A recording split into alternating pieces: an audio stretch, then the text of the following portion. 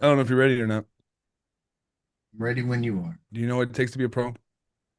Well, I'm looking at one. In the mirror?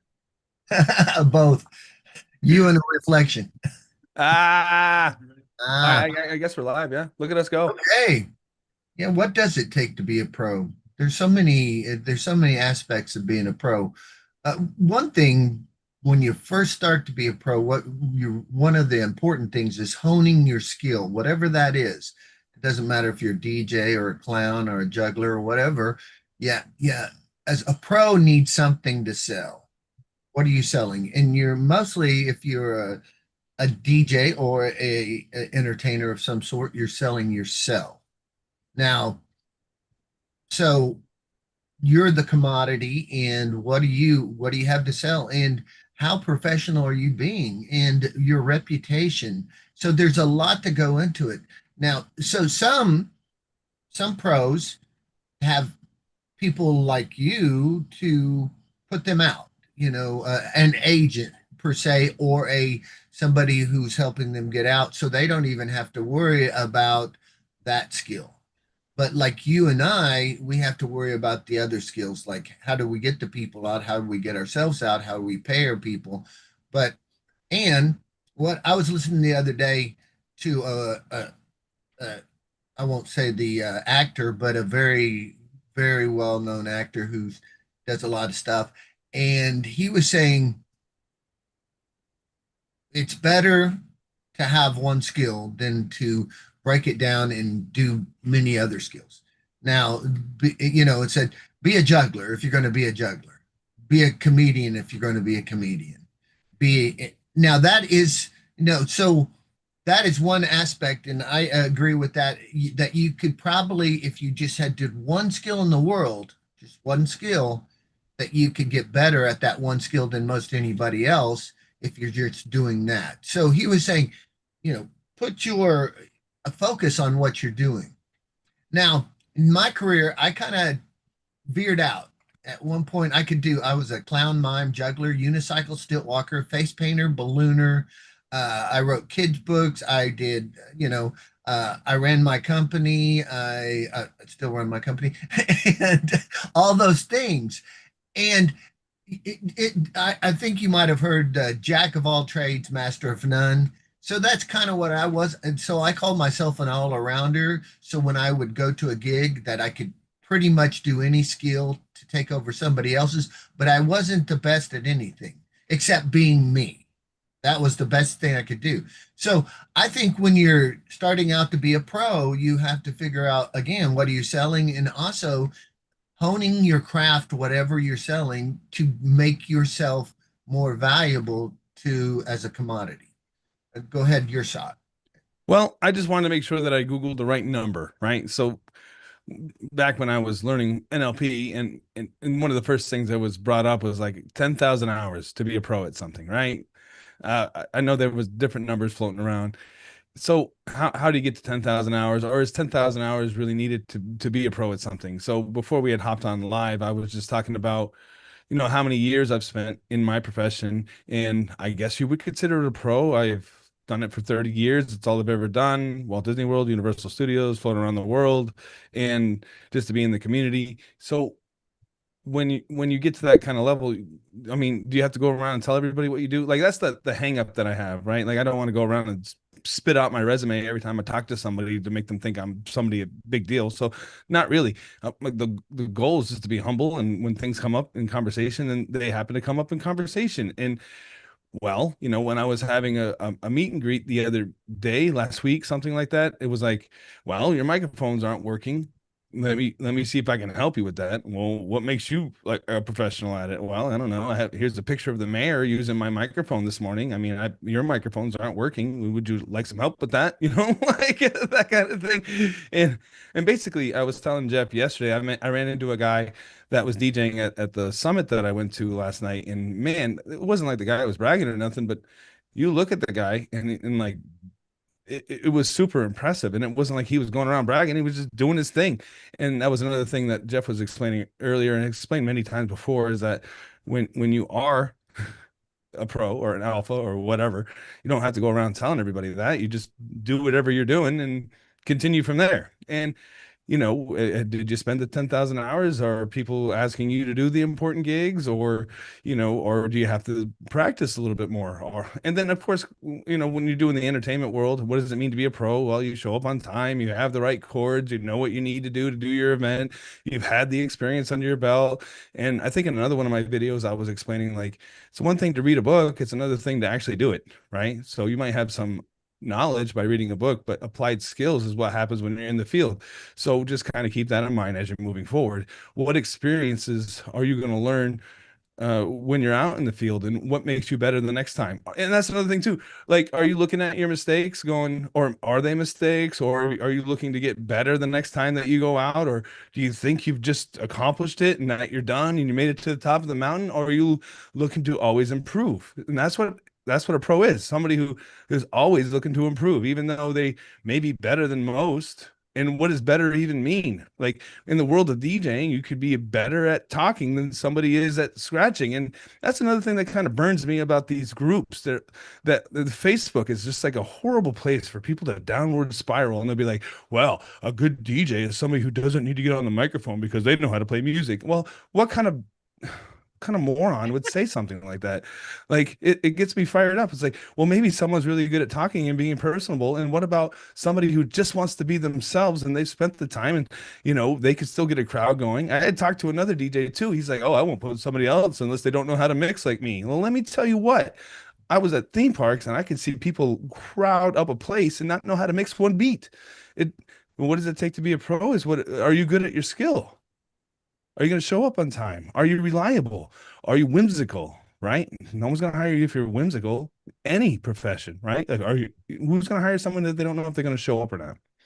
Right? How dedicated are you? Maybe you don't even have to be that good, but you always show up. And you know how you get better? By showing up. Exactly. Listen All to these that. people with But all these different opinions, it like it does nothing but downward spiral everybody. Why don't you try lifting up other people?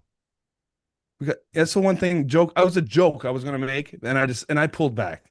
Right when I made a video about the summit that I was gonna go to, there was a joke that I was gonna say, and I pulled back.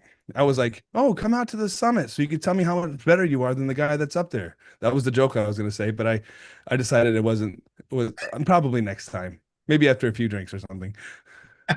But that's the community. yeah, well, uh, wherever you're at in whatever profession you're at, you're going to have those kind of things. Yet, a professional, and also I'm Tharpo and Jeff because he was referencing Jeff. That's me too. So I'm Jeff and Tharpo. So either way, uh, when we're talking about professionals, I think it's everything. It's everything. It's how you handle yourself. It's how you're probably holding back from just bragging to everybody how great you are. Usually, I when I find people just bragging how great they are, that's very low self-esteem usually, or they're so terrible that they're trying to prove it to somebody that they're great. Like we were saying again, I was I was talking to Scott this earlier, and I was saying, it's just like an alpha. An alpha doesn't have to prove what he is because he knows what he is and he doesn't have to go around proving it. If he does, then he's not the alpha, he's more of a beta. Now, this is the same with, you know, you want to be able to sell yourself, yet you don't want to push yourself off, and say, I'm better than everybody else. But that better than everybody else is an opinion. Now, like he was saying, like a juggler there's tons of different kind of jugglers. There's jugglers who can juggle numbers like nine balls or something. There's also three ball jugglers. There's also Diablos. There's also, devil sticks. There's also all these different apparatuses, just like DJs have their different skills. But who's to really say which is the better skill? Somebody who can juggle 2,000 tricks of three, or somebody who can juggle nine balls, or something like that. It's an opinion. So, and then you go, well, this juggler's better because he's entertaining too. There's jugglers who are just okay jugglers, but they're just so funny. They make a lot more money than the people who, a lot of times, who are really skilled because they have that comedic. Would you rather see a comedian who can juggle or a juggler who can be a comedian or somebody just juggling five of this, five of that, five of that? So depending on what you find entertaining, and that's the same thing with the DJs. You know, if you like scratchers, you'll probably like the best scratcher. If you like somebody who likes to talk and get information out, and also you're going to have DJs who are funny. They know how to make some jokes in between acts, and there you're going to find people who know just the right song, just at the right time. And what we're Or talking they're about, producers, like a yeah, festival DJ. yeah. So it's really again being the pro at what you're at. Learn what you need to do for whatever you're selling, and then each skill you get above that just makes you better and better. In 10,000 hours, we've both I think done at least 10,000 hours in hypnosis and all this other stuff, but I also have 10,000 hours at least I got to do some math. in. 10,000 hours. Yeah, no, I figured it out. It's a lot. 10,000 hours is around, starting at 10 years or more or something, I think. So let's say you worked out 40 hours a week. Okay. Now, how many weeks would that take? So 10,000 hours divided by 40 gives you 250 weeks. 250 weeks? Yep. And divided by 50, divided by 52, 4 years, 5 years. 5 years at 40 Four, hours four a point week. four point eight. So we'll say 5 years. Five That years, would 40 be hours a week. 4 years. That's sort of like a degree. So you went and got your degree and whatever, but every single day you worked 8 hours at it. Now I can tell you, I got my degree in theater, won a scholarship, and then I came and I practiced for juggling 3 hours a day for 10 years. And I still wasn't that good a juggler, but I made a living at it. But I'm just telling you, it took all that time after my degree, and I've been doing it 40 years. So I put my 10,000 hours in. Yet, you know, people would say, I don't know, maybe I'm a master, but I'm not a master at Well, anything except being me. here's like a hard truth that I don't think people understand. Especially in the DJ world. I don't know about your world, but they ask the question, what is a DJ, right? And my definition is anybody that plays music for other people. I mean, I guess you don't even have to play it for other people. You can just play it for yourself, and that you can make yourself a DJ. And that's like a hard, cold truth that I don't think a lot of people would agree with. Well, then you switch it. Okay, you got that. You got, That's my but definition. okay, Anybody right. that plays, I Okay, don't you care got how you're that. playing it. But today we're talking Does it about make them what a is a pro? professional DJ. Yeah. So what's the difference between a DJ, which is somebody who plays music, and a professional DJ? Oh, well, That's that would, that's what yeah, we're that would talking today. Well, that would be somebody that you would want to, would be able to at least be able to collect money for the Right? skill that they have, right? They would Okay. have to be able to move a crowd or gather people, or, uh, well, you could be able to talk right at a wedding, right? Like you don't even have to have a mix, Well, but not necessary. Okay. So that would make you an that is a MC, But, right? what we just put there, if you're a wedding DJ, you have to, these are some of the qualifications to be a wedding DJ. You have to be able to talk. You have to know what the right songs is when they're walking down the aisle. You have to know all this other Yeah, stuff. be an announcer. Right. Yeah. But then we were talking earlier that if you're a DJ for a like a nightclub, you don't have to know too much how to talk. You have to know what kind of music is going to get the people dancing in the crowd, Or right? rotate the room to the bar or whatever. Right. Yeah. So So, it's a different set right. of skills depending on what, like, and I was talking to the guy last night who does sporting events, and my mind was blown. I was like, so the little bit of information that I got from this guy was that when you do a sporting event, like there's a show director, right? So in order to like play music during certain times, he has a headset on and they tell him when to play music for whatever's going on. And then depending on the game, right? You don't like, or what the coaches or what the players want. Like you don't play music during when the team's on offense because they're concentrating or they have to talk to their defensive line or whatever. And then another type of game is like, well, these he does college, right? So the college players would submit artists that like want certain types of artists that they like, and this stuff is like low grade, right? Like any type of new music, they're either talking about stuff that's not meant for the general public, like I don't know, drugs, sex, rock and roll, whatever they're talking about. And it's also low BPM, which is low energy. So he has to be able to incorporate what the players want, make it safe for the audience, and build up the energy by the end of the game so that everybody's blood's pumping and they're ready to score or win or whatever, right? So on top of listening to a show director, knowing when to play music, either an offense or defense, or if there's a third down, he was telling me there was something else he does for a third down, or he also told me that Tom Brady doesn't like any music any music during the offense, right?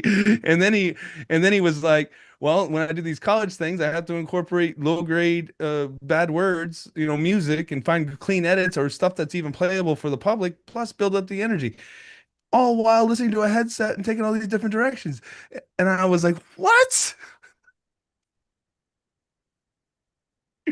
So what makes a pro? Like, and to him, since he's been in it for so long, it's like second nature, right? Like, oh, boom, boom, boom, boom, boom, like, and I saw him sitting there pushing buttons and doing all this crazy stuff, and I was like, yeah, I guess you'd have to be that good in order to handle all the other outside noise that's coming in.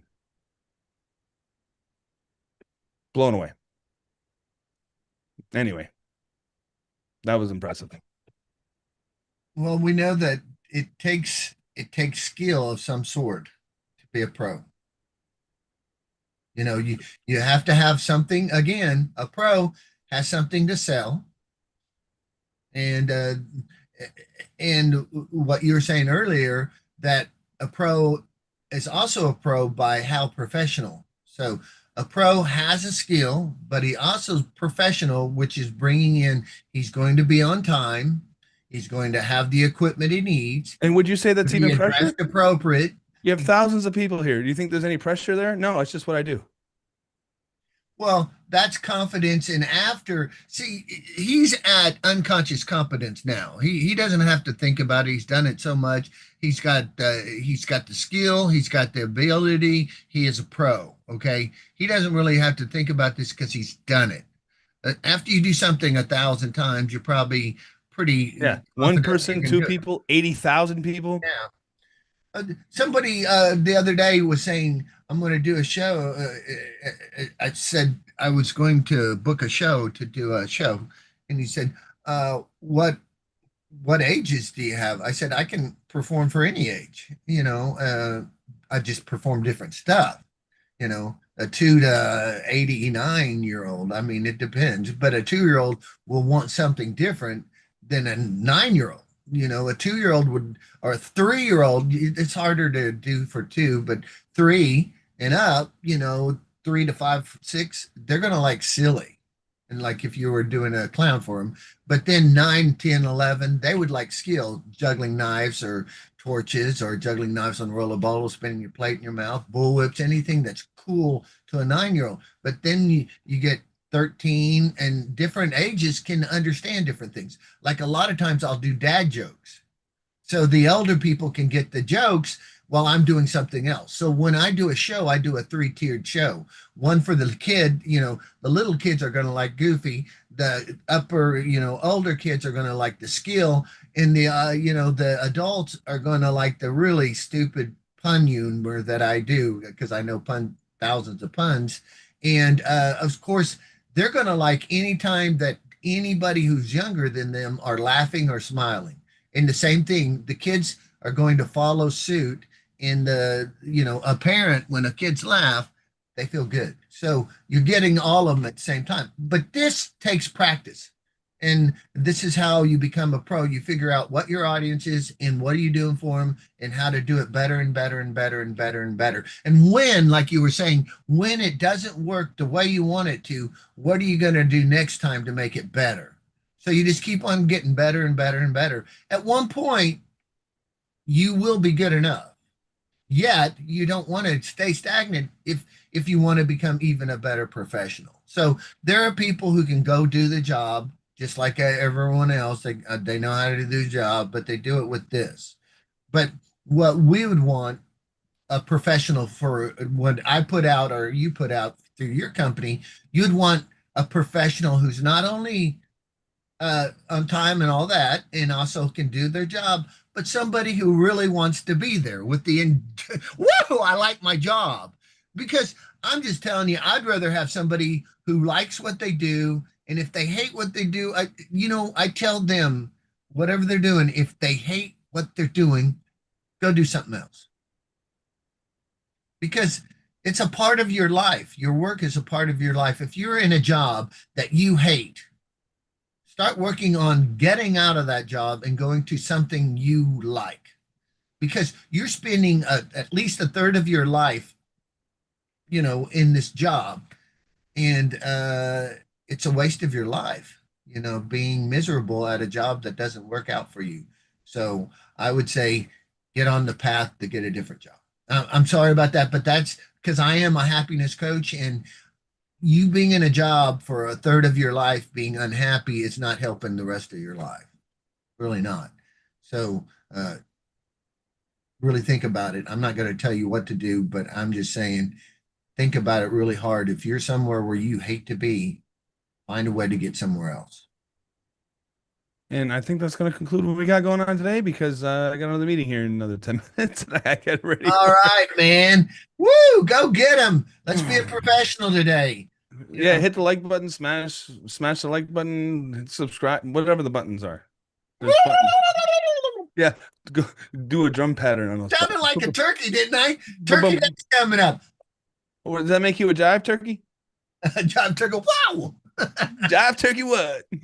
All right. Yeah, I'll be in Mississippi next Wednesday, so maybe we'll have to do a Tuesday or something like that.